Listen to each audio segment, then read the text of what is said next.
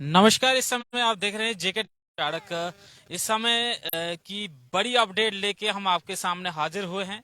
आपको बता दें, जिस तरह से जो है जोशी मठ की तस्वीरें सामने आई थी, जिस तरीके से जो है जोशी मठ का एरिया जो है सिंकिंग के कंडीशन में था, और किसके बाद जो है कितनी अफरा तफरी का वहां पे माहौल देखने को मिला। आज अगर हम बात करें तो आज जिला डोडा में हम इस समय खड़े हैं, और जिला डोडा में ठाठरी एक एरिया पड़ता है, जिसमें नई बस्ती के नाम से एक एरिया है, जहां पर अभी तक जो है जोशीमठ जैसी तस्वीरें देखने को मिल रही हैं, और काफी दर्दनाक ये तस्वीरें हैं। क्योंकि वो अभी तक जो जहां तक बताया जा रहा है 20 से लेके 20-22 घर जो है खाली करवा दिए गए हैं, कुछ जो है डिसमेंटल हो गए हैं, कुछ में क्रैक्स आ गए हैं। प्रशासन क्या सक्रिय है आखिरकार, इसका कारण क्या है, वो भी अभी तक सामने निकल के नहीं आ रहा है। लेकिन जिस तरीके से अब अरेंजमेंट है आज आप देख सकते हैं, पीछे की तस्वीरें दिखाने का प्रयास करूंगा। उन लोगों को शिफ्ट करके ऐसे शेड्स में डाल दिया गया है जिन पे अभी तक ना खिड़कियां हैं। सही तरीके से अगर रात की अगर बात करें तो जो माइनस में टेम्परेचर जो है यहाँ पे देखने को मिलता है, लेकिन इस समय की तस्वीरें हैं आपके सामने, किस तरीके से जो है यहाँ पे ना विंडो है और ना यहाँ पे डोर है, और अंदर की जो कंडीशंस है वो साफ तौर पे जो है काफी जो है अजीब सी है। देख सकते हैं आप किस तरीके से प्रशासन जो है इनके अरेंजमेंट्स कर रहा है, और किस तरीके से आप देख सकते हैं यहाँ पे बच्चे हैं, बच्चे बुजुर्ग सभी परिवार के कुछ लोग हैं, और कुछ लोग अब यहाँ से जो है प्रशासन के अरेंजमेंट छोड़ के जो है दूसरी ओर के लिए रवाना हो रहे हैं, अपने रिलेटिव्स के लिए रवाना हो रहे हैं। लेकिन फिर भी जो है कहीं ना कहीं हमसे जब बातचीत हुई तो उनका कहना ये था कि काफी जो है यहाँ पर हाँ कंडीशंस खराब हैं। यहाँ के जो लोग हैं, मैं उनसे भी बातचीत करने का प्रयास करूंगा, कुछ क्या कुछ कहना चाहेंगे। और उसके बाद जो है आप देख सकते हैं तस्वीरें, इस समय लोग जो है बाहर निकले हैं और यहाँ पे जो है डिस्कशंस हो रही हैं, और तस्वीरें खास तौर पे जो है काफी दर्दनाक है। मैं जो प्रयास करूंगा कि बातचीत करने के लिए, भाईजान आप बात करेंगे हमसे? हाँ? मैं कैमरामैन से कहूँगा थोड़ा सर, थोड़ी सी अगर हमारे साथ आप, हम आपका दर्द जानना चाहते हैं इस समय की क्या कंडीशन है, और क्या कैसे आप जो है अपना रहन बसेरा यहाँ पे कर रहे हैं।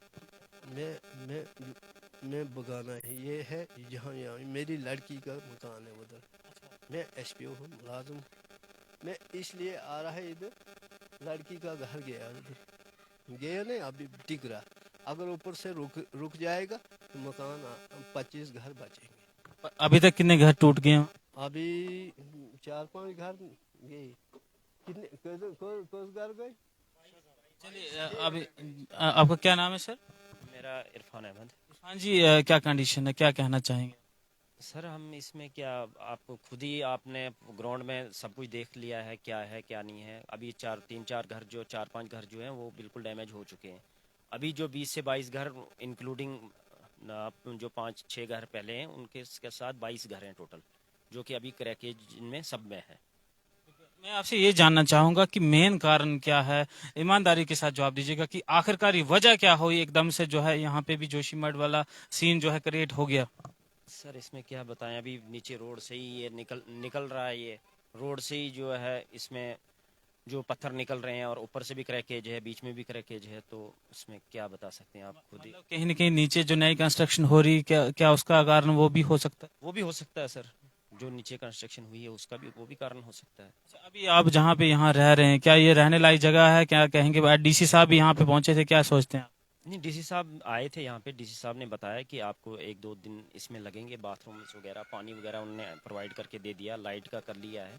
अभी ये रहने लायक तो नहीं है यहाँ, तो आपको खुद ही मालूम है, खुद देख रहे हो कि यहाँ रहने लायक तो है नहीं, लेकिन मजबूरी है, रहना पड़ेगा। क्या करें, इसमें हम कुछ नहीं कर सकते हैं। अभी चलो सरकार जो चाहे तो बहुत कुछ कर सकती है। अब सरकार से क्या आप आग्रह करेंगे? सर सरकार से हमारी यही है कि अगर सरकार हमें कहीं 8-8 10-10 मरले ज़मीन अलाटमेंट करे तो हम वहाँ कुछ अपना कहीं ना कहीं कुछ ना कुछ करके वहाँ हम अपना आशियाना थोड़ा बहुत शेड्स वगैरह बना के अपना कुछ तैयार कर लेंगे, वहाँ हम रह सकते हैं। बहुत शुक्रिया हमारे साथ जुड़ने के लिए। अब मैं कैमरामैन से कहूँगा थोड़ा सा यहाँ भी दिखाने का प्रयास करें कि यहाँ की अभी की जो है सिचुएशन क्या है। आप देख सकते हैं यहाँ पे, ये देखिए ये दरवाज़ा है, यहाँ पे एंट्री पॉइंट है, लेकिन कुछ भी यहाँ पे अभी तक जो है ऐसा नहीं अरेंजमेंट किया गया है कि जिससे जो है यहाँ पे अब शाम को, इस समय सर्दियों का समय है, तो किस तरीके से जो है लोग यहाँ पे रह सकते हैं। आप देख सकते हैं तस्वीरें, और पीछे की तस्वीरें दिखाने के प्रयास करेंगे कि यहाँ पे भी किस तरीके के अरेंजमेंट जो है यहाँ पे देखने को मिल रहे हैं।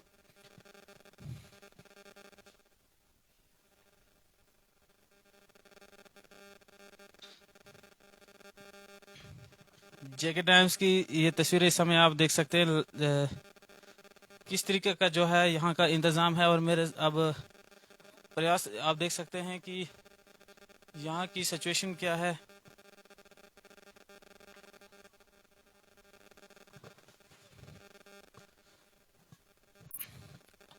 कैमरामैन से कहूँगा अब जो है यहाँ पे आने का प्रयास करें।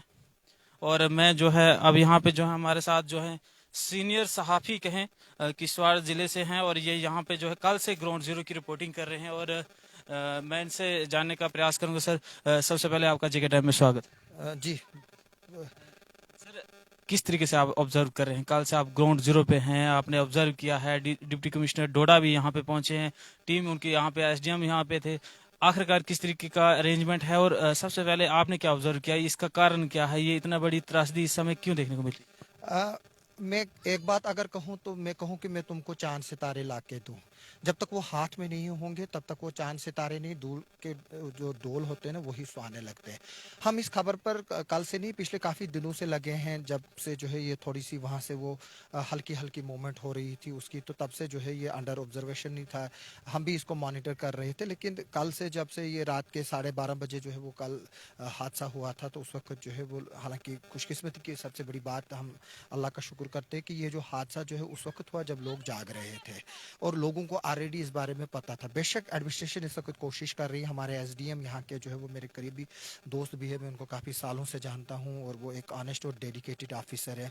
उन्होंने मुझे कहा, और डीसी साहब ने कहा कि फाइलें जो है वो प्रोसेस शुरू हो चुका है, उसके लिए कुछ टाइम लगेगा। लेकिन बदकिस्मती की बात है, जो आपने खुद कंडीशन अभी तक लोगों को दिखाई है कि किस तरह से यहाँ पर ये रह रहे हैं, कि ना यहाँ किसी तरह का इंतज़ाम है, ना बाथरूम है, ना कुछ है। खाना जो है वो नीचे बनाया जा रहा है। अब इनको स्कूलों में मैक शिफ्ट कर रहे हैं।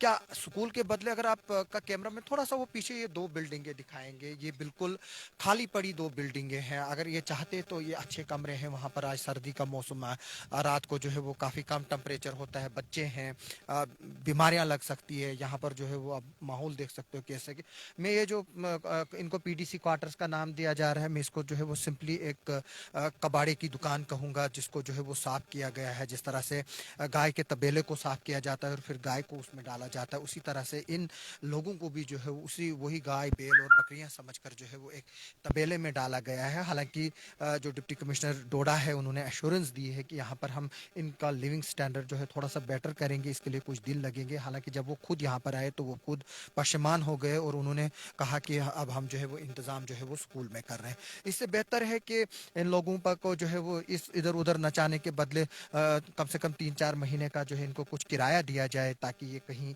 जो है वो यहाँ पर, क्योंकि ठाठरी जो है वो अल्लाह के फजल से काफ़ी बड़ा इलाका है, यहाँ पर हज़ारों की तादाद में मकान है। तो ये लोग जो 20-25 फैमिलियाँ हैं, ये किसी के घर में डेरे पे रह सकती हैं अगर इनको जो है वो सरकार जो है वो किराया वगैरह प्रोवाइड करेगी।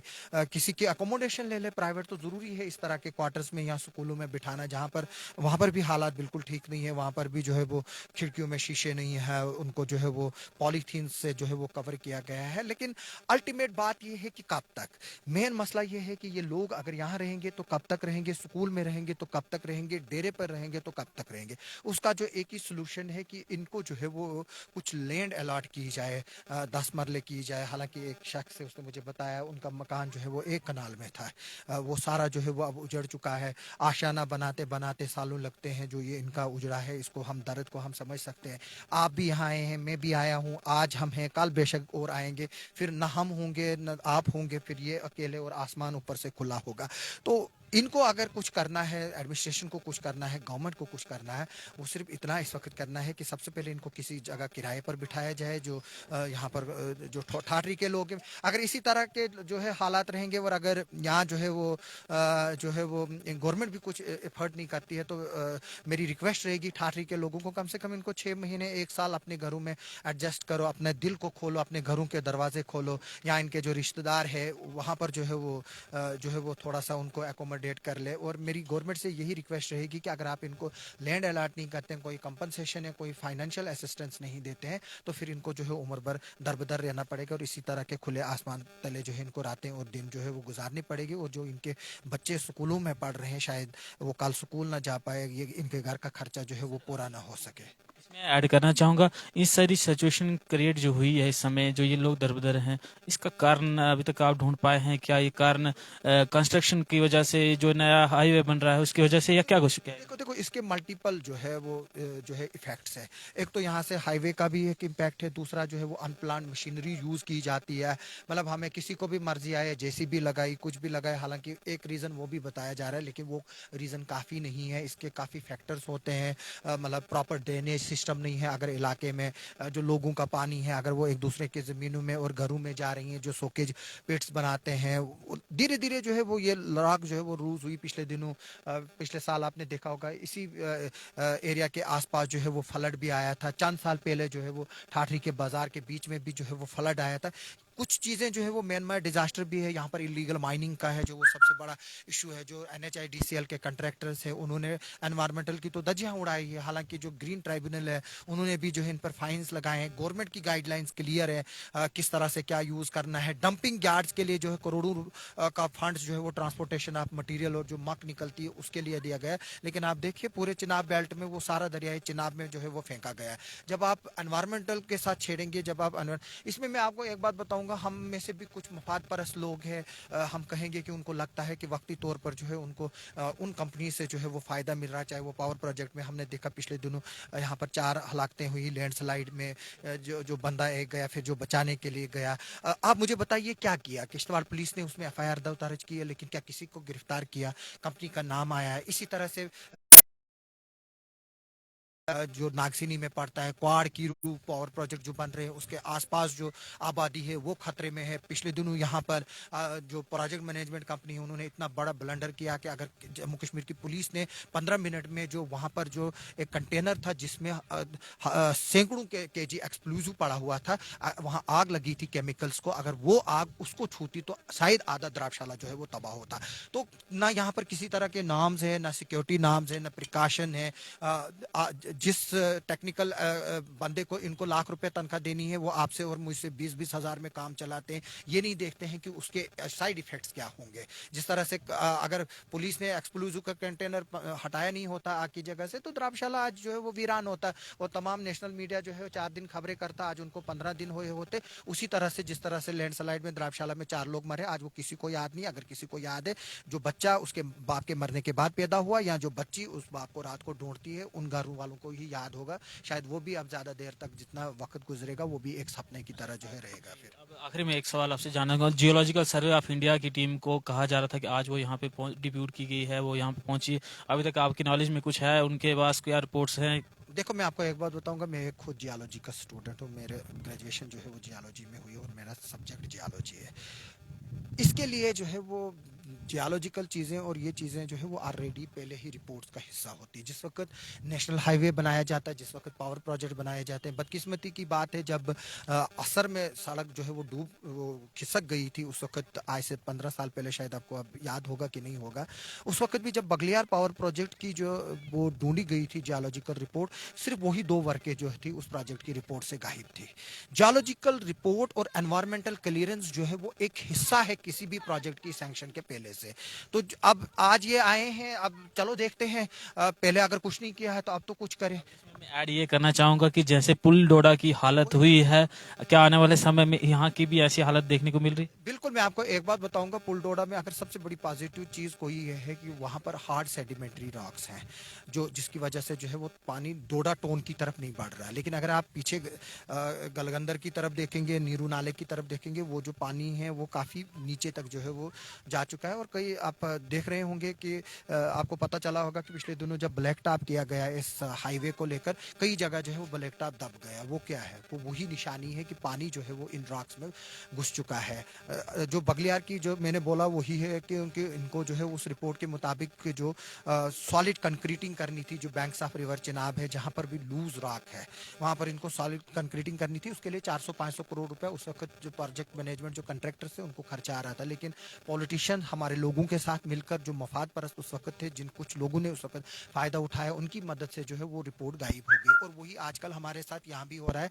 लेकिन उन लोगों को मैं बता देना चाहता हूँ कि आप आज वक्ती तौर पर पैसा तो कमा सकते हैं, लेकिन आइंदा आने वाली नस्लें जो है वो आपको बद्दुआ भी करेंगी और कोसेंगे भी।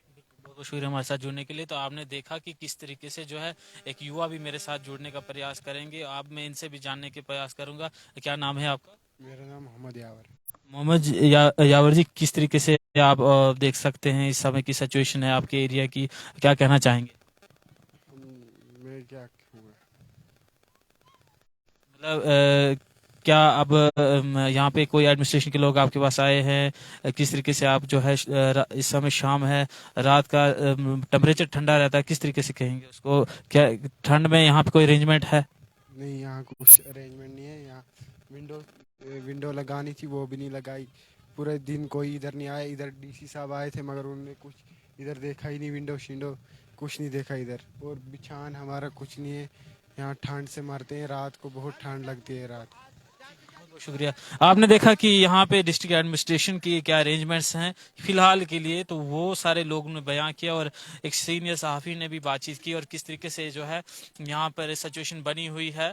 मैं एक बार फिर से कहूँगा, जोशीमठ की तरह की सिचुएशन इस पूरे बस्ती में देखने को मिल रही है और मकान जिस तरीके से क्रैक हो रहे हैं, यानी कि अब इस पे जो है जो टीम बुलाई गई है, सर्वे टीम जियोलॉजिकल डिपार्टमेंट से, वो क्या कुछ अपनी रिपोर्ट सबमिट कर दी है, ये भी देखने लायक है। जेके टाइम्स की लगातार रिपोर्टिंग ग्राउंड जीरो से जारी है। मुझे और मेरे साथियों को दीजिए इजाजत। नमस्कार।